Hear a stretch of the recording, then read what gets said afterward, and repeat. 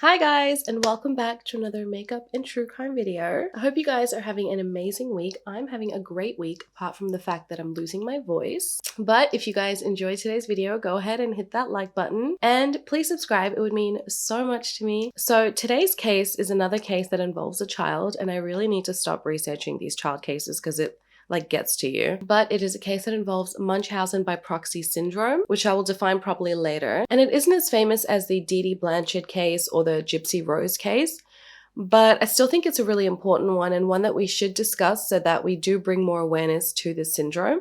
So Lacey Elizabeth Spears was born on 16th October 1987, and she was born in California. Her parents were Tina and Terry, and Lacey was the youngest out of her siblings. She had a brother named Daniel and a sister named Rebecca. The family later moved to Decatur, Alabama, which is like a small town with like 55,000 people. And Lacey grew up with two parents who both struggled with chronic medical conditions. Her mom struggled with type 1 diabetes and her dad had celiac and Crohn's disease.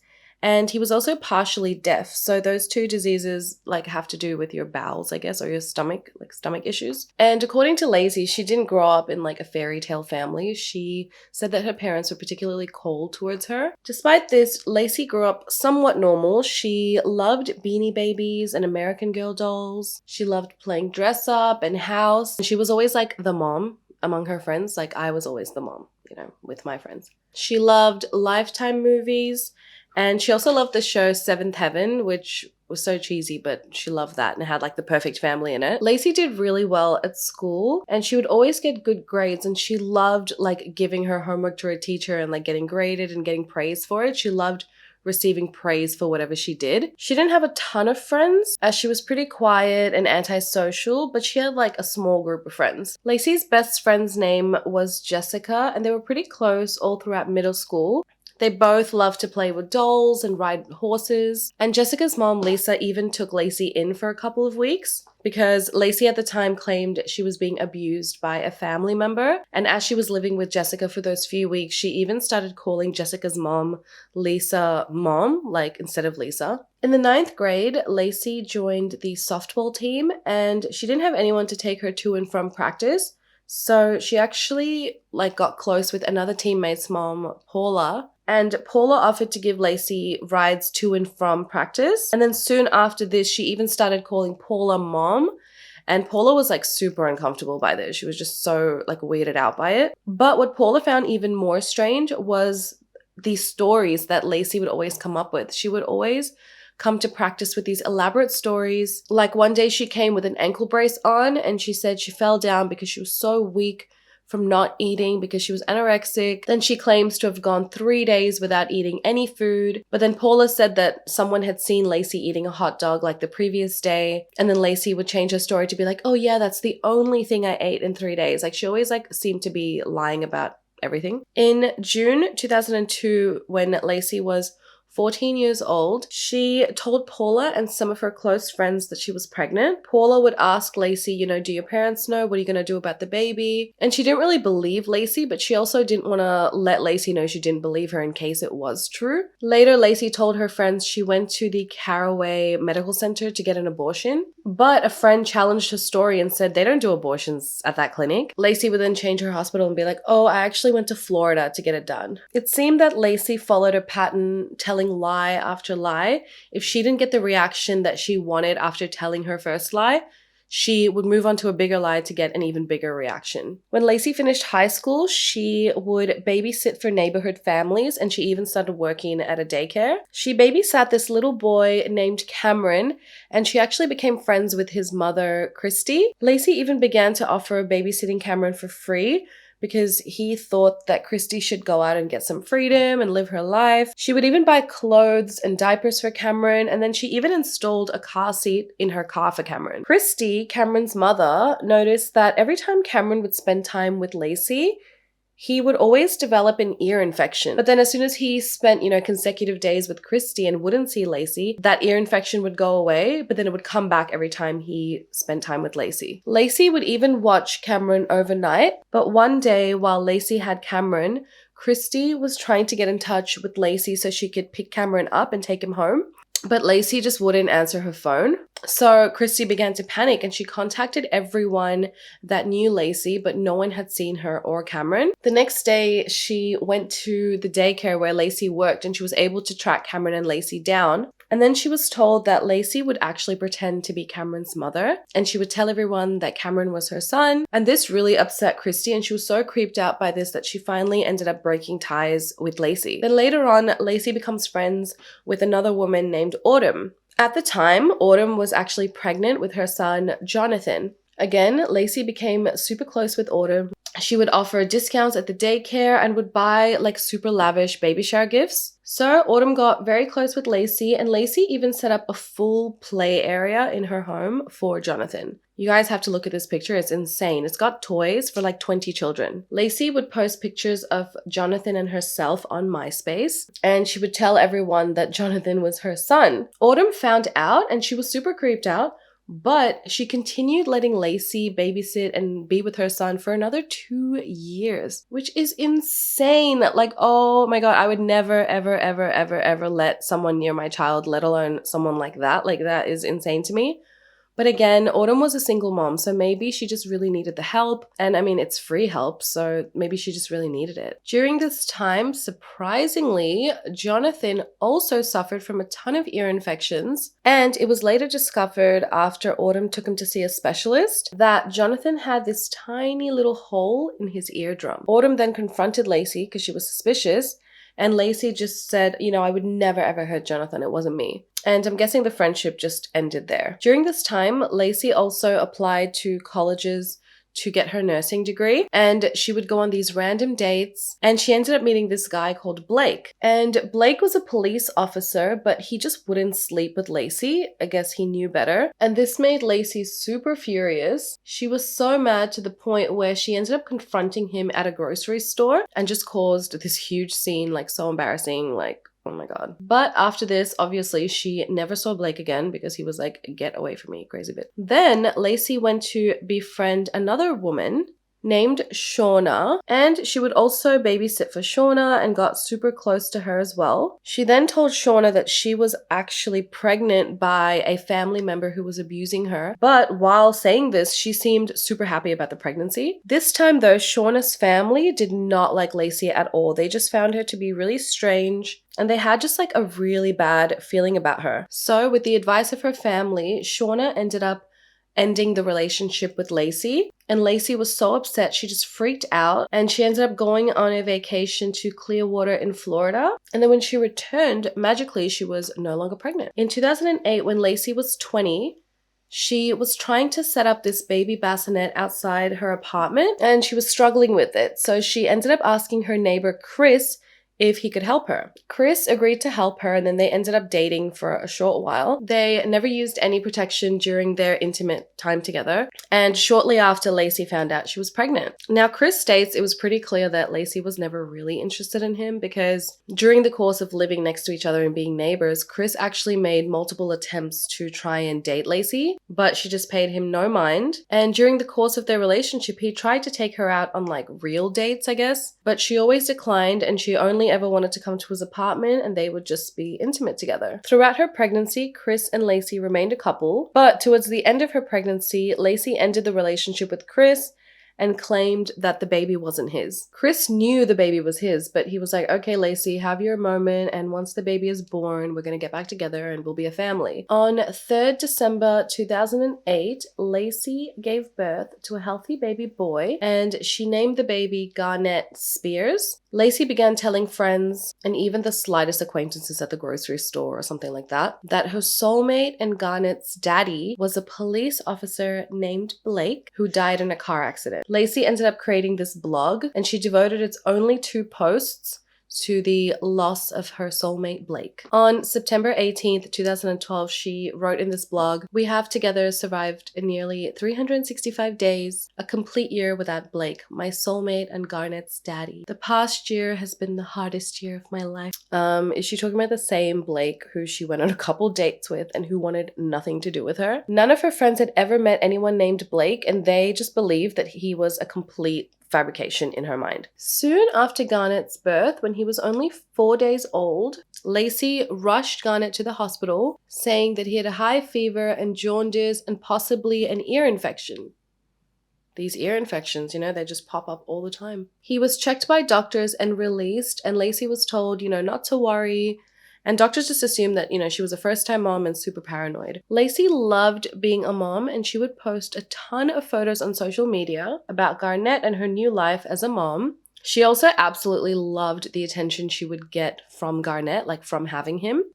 When Lacey posted online about Garnett's first hospital visit, she got a ton of sympathy online, and she seemed to just love that attention, even if it was bad attention. Soon after, when Garnett was less than 4 weeks old, she took him back to the hospital for another ear infection, and she was informed by doctors that this time Garnett was severely dehydrated. Garnett then had to receive fluids from an IV. Then at 10 weeks old, she took him back to the doctors, and this time they found Garnett's sodium levels to be really high. His levels were at 180, when a normal level for a baby should be 140. According to Lacey, Garnett wouldn't eat, and that's why he wasn't gaining weight. Lacey now begins taking Garnett to the hospital multiple times, and at one point, she even took him to the local medical center every single day. Lacey would claim that Garnett would projectile vomit, he would bleed from his ears, and he just couldn't keep any food down. Despite no doctor actually witnessing these symptoms, when Garnett was 9 months old, Lacey managed to convince a doctor that Garnett required a feeding tube. So Garnett underwent surgery where they inserted a feeding tube into his stomach, and nutrients would go into his body through a hanging bag, or you could insert it into the bag through a syringe, and then the feeding tube would get into his stomach and feed him the nutrients. During this time, Lacey began documenting Garnett's life on her social media. She included photos of him during his hospital stays and frequently posted on sites like Facebook, Twitter, and even started a blog called Garnett's Journey. Since she would take Garnett to the hospital so many times, a doctor named Dr. King actually developed some red flags. She was like, why is this mother always bringing her son into the ER? And she was pretty concerned about the fact that Lacey knew so much about infant illnesses and all these medical terminologies. Dr. King noted in Garnett's file that he was possibly a victim of Munchausen by proxy syndrome. Munchausen by proxy syndrome is defined as a medical condition in which a caregiver makes up an illness or injures a person under their care, such as a child or an elderly person, or even a person who has a disability. And because vulnerable people are the victims, Munchausen by proxy syndrome is actually considered a form of child abuse or elderly abuse. Okay, a file note is made that, Garnett is possibly a victim of this, but nothing is done. Let's just make a file note. The doctor was like, oh, you know what? This kid could probably be in danger. Anyway, after this, Lacey had been questioned by social workers, and in their notes, they noted that Lacey actually did not seem to actually care about Garnett. And then following this, Lacey actually took Garnett and they moved to Florida, where she continued to take Garnett to various doctors, claiming that every time Garnett ate, he would projectile vomit and bleed from his ears and couldn't keep any food down. The new hospitals obviously did not know about Lacey's past, so they treated Garnett as a new patient and for his supposed symptoms. Some friends back in Lacey's hometown said that every time they saw Garnett, he seemed completely healthy. They said Garnett was just like a normal 2-year-old running around. They never thought he was sick or anything like that. And whenever they had lunch, he would just eat like a normal kid. Now, this went on for the next couple of years, where Lacey would just take Garnett to hospital, claiming he was ill. Doctors would examine him and find his salt levels too high. One time, a nurse attempted to feed Garnett out of a bottle when Lacey was out of the room. And she said Garnett took to the bottle like there was no problem,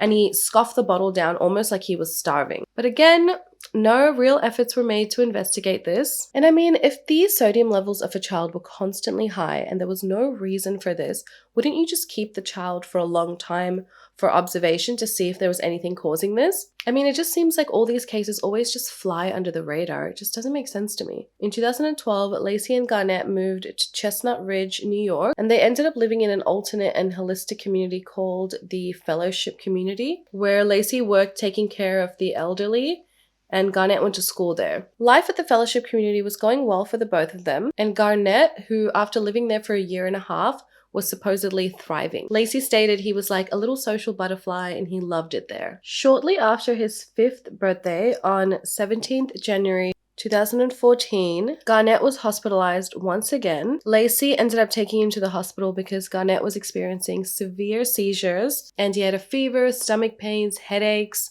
And during this time, Lacey continued her blog and documented what she called Garnett the Great's condition and would respond to all the comments people would leave, wishing Garnett well, and she really seemed to thrive off this attention. The hospital set up a video EEG using a special cap on his head, which was wired to a machine that monitored his brain activity, and they also set up a camera recording Garnett in his room, and this was done with Lacey's consent. And Garnett's condition began to improve over the next 2 nights, but on the 3rd day, his condition actually worsened and Garnett was in a lot of pain, and they ended up doing a lot more tests, and they found his sodium level had actually risen to 182, and when he was admitted, he was at only 138. So the doctors could not figure out why it had risen so quickly. A level of 182 for a child was so high it could be fatal and could lead to death. Garnett was transferred to a children's hospital due to the seriousness of his condition, and within a day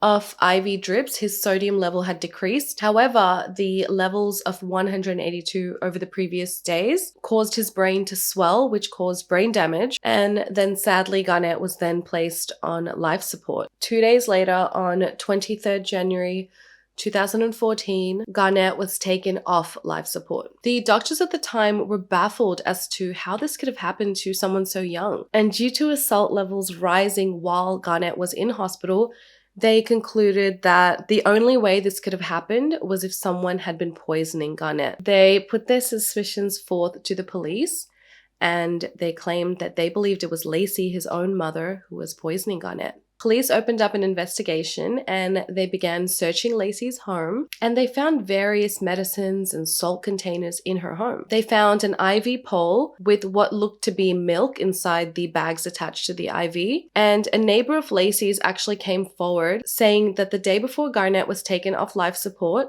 Lacey actually asked Valerie to dispose of a feeding bag left in her home. The feeding bag was recovered from Valerie and sent in for testing. The test then revealed that sodium was found inside that feeding bag, equivalent to 69 packets of salt. The medical examiner then ruled Garnett's death as a homicide due to the toxic levels of sodium found in his body. Lacey was then arrested, but she denied poisoning Garnett with salt and claimed that it was actually the hospital who set her up. The prosecution's case was that Lacey poisoned her own son by giving him salt via his feeding tubes and forcing him to fall ill. They believe that she didn't only do this at home, but she also did this during her hospital visits with Garnett so that he could stay longer at the hospital and that his symptoms would worsen and she would gain more sympathy. But remember when Garnett was at his last hospital visit before he was transferred to the children's hospital, they had a video recording of him with that special helmet on his head, and that was done to monitor his progress. This video was used as evidence in court. The court was shown that on 19th January 2014, Lacey took Garnett into the bathroom inside his hospital room. With her, she took a white cup and an attachment that was used to connect to Garnett's feeding tube. Shortly after Lacey and Garnett emerged from the hospital bathroom, you can see Garnett throwing up, having severe stomach pain, and he also had headaches. They concluded that during this trip to the bathroom, that Lacey fed salt into Garnett's feeding tubes. They also found that 3 days before Lacey took Garnett into hospital, Lacey had carried out internet searches on her computer for high sodium levels, dangers of high sodium, and symptoms of high sodium levels. They stated that Lacey knew exactly what she was doing. She knew that giving Garnett salt was going to make him very sick. She continued to post photos of Garnett on his journey online, and she thrived from the sympathy and attention she got from having a sick child. When Garnett's condition worsened, she thrived off the attention from having a dying child. Lacey's defense stated that the hospital actually failed to treat Garnett's condition correctly. They didn't provide him the proper care, and the sodium found in the IV at the hospital was actually the cause of his death, not previous, sodium poisoning. The prosecution, however, stated that Lacey suffered from Munchausen by proxy syndrome, in which caretakers secretly harm their children and enjoy the attention and sympathy given to them from this. On March 2nd, 2015, after less than 3 days of deliberation, jurors found Lacey guilty of second-degree murder. Lacey was sentenced to 20 years to life in prison, and she will be eligible for parole when she is 46 years old, which again is very young, and she could continue to harm people, you know, if she was released at that age. So let me know your thoughts on this sad case below. Have you heard of this case before? I hope you guys found it as interesting as I did. I hope you guys enjoy this makeup look too. I don't know what it is. It's kind of different for me, but kind of like it. Thanks so much for watching, guys. If you want to check out some of my other videos, click over here. And I will see you in the next one, guys. Besitos. Mwah! Bye.